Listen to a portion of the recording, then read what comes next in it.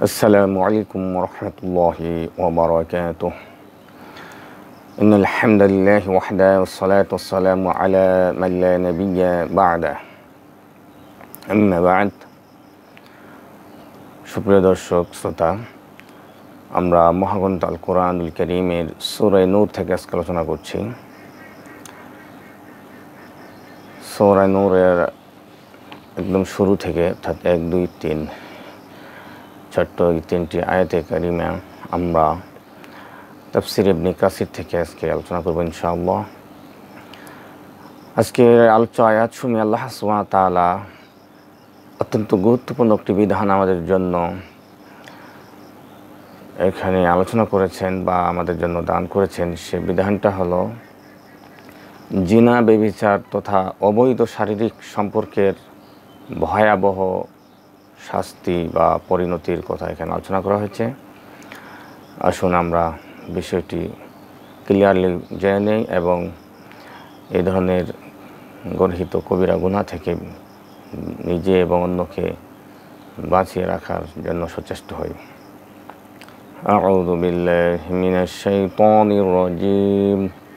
বিসমিল্লাহির রহমানির রহিম। سورة أنزلناها وفرضناها وأنزلنا فيها آيات بينات لعلكم تذكرون। আমি নাজিল করেছি এই সূরা এবং এই সূরার বিধিবিধানকে পালন করা তোমাদের জন্য অপরিহার্য করেছি এবং আমি আরও সুস্পষ্ট আয়াত নাজিল করেছি যাতে করে তোমরা শিক্ষা গ্রহণ করো। الزانيات والزاني فاجلدوا كل واحد منهما 100 جلدة ولا تأخذكم بهما رأفة في دين الله إن كنتم تؤمنون بالله واليوم الآخر وليشهد عذابهما طائفة من المؤمنين।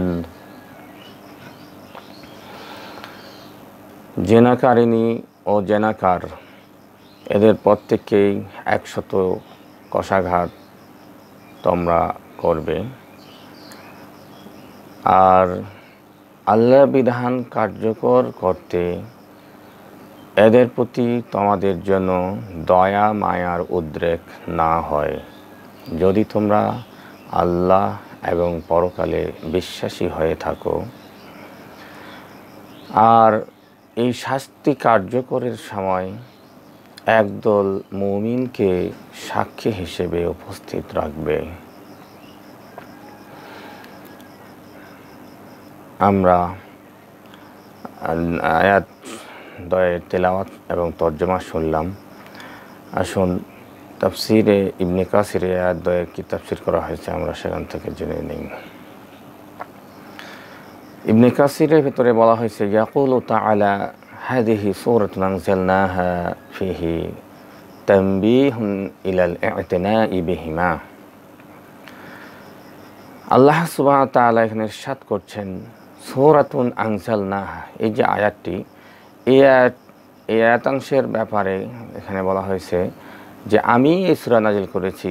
একথা বলে আল্লাহ কি বুঝিয়েছেন? আল্লাহ তো সব সূরাই নাজিল করেছেন, কিন্তু এখানে যেটা বলা হয়েছে সেটা হলো ফিহি তানবীহুন ইলাল ই'তিনাই বিহা, যে এই কথার দ্বারা আল্লাহ সুবহানাহু ওয়া তাআলা এই সূরাটির একটি বিশেষত্ব বা বিশেষ মর্যাদার কথা ইঙ্গিত করেছেন বা বিশেষ ফজিলত বা মর্যাদার কথা আল্লাহ পাক এখানে ব্যক্ত করেছেন।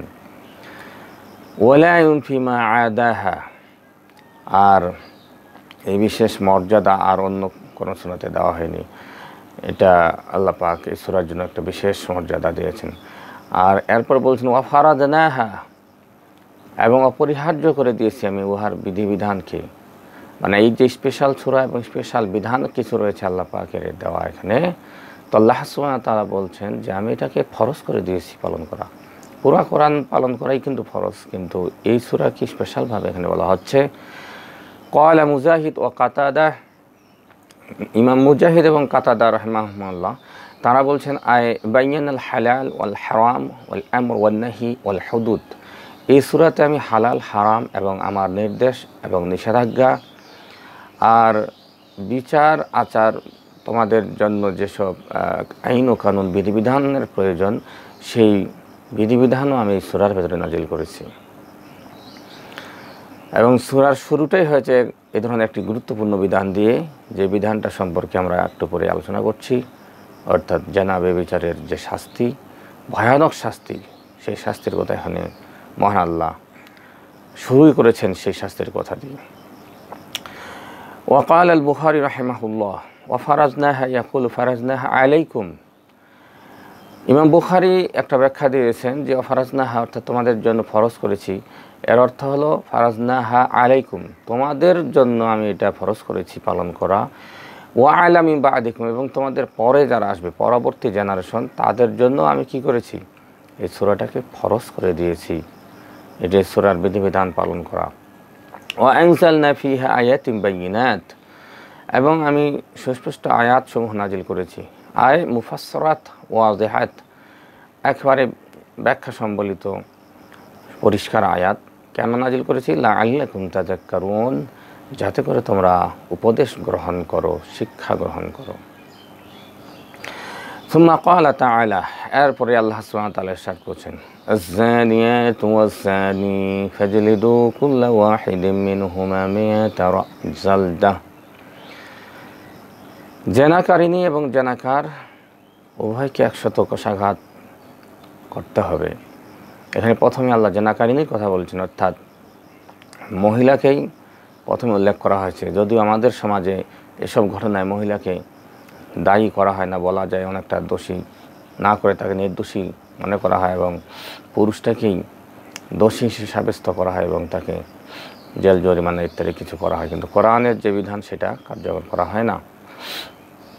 আল্লাহ সুবহানাহু ওয়া তাআলা এখানে এই তাফসিরে বলা হয়েছে যে হাযিহিল আয়াতুল কারিমা ফিহা হুকমুজ জিনা ফিল হাদ, এই আয়াতে আল্লাহ পাক সুস্পষ্টভাবে জিনার হুকুম বা বিধিবিধান বর্ণনা করেছেন, জিনার যে শাস্তি হাদ সেটার আলোচনা করেছেন।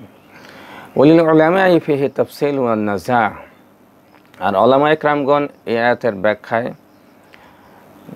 সুন্দর কিছু কথাবার্তা বলছেন, সুস্পষ্টভাবে তারা বিষয়টা আরও খুলে বলেছেন। কোরআনে তো বিষয়গুলি সংক্ষিপ্ত থাকে, হাদিসের মাধ্যমেই আমাদেরকে এই বিষয়গুলি ক্লিয়ার করতে হয়। তো এখানে আলেমগণ একটা ব্যাখ্যা দিয়েছেন, আর এটা ব্যাখ্যা সাপেক্ষ একটা কথা, কারণ জেনাকার হয় ছোট হতে পারে, বড় হতে পারে, আর সে হয়তো স্বাধীন হতে পারে, ক্রীতদাস হতে পারে, আর সর্বোপরি সে বিবাহিত হতে পারে বা অবিবাহিত হতে পারে।